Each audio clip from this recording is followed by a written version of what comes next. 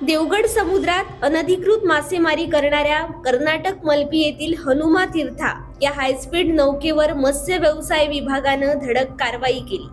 ही कारवाई सोमवारी रात्री 11 वाजण्याच्या सुमारास करण्यात आली। मत्स्य व्यवसाय विभागानं ही बोट ताब्यात घेत पुढील कारवाईसाठी देवगड बंदरात आणली आहे।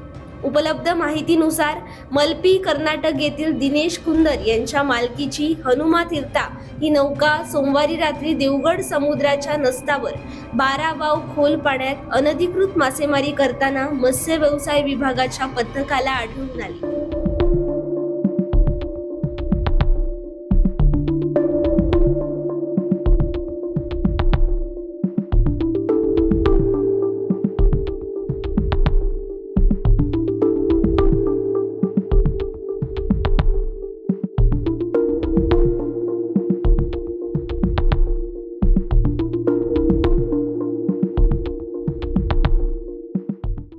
मत्स्य विभागानं या नौकेला थांबवण्याचा इशारा केला, मात्र या नौकेवरील खलाशी जाळी तशीच तेथे टाकून पोबारा करण्याच्या तयारीत असताना मत्स्य विभागाच्या पथकातील सागर सुरक्षा रक्षकांनी त्या नौकेवर उड्या मारून नौका ताब्यात घेतली।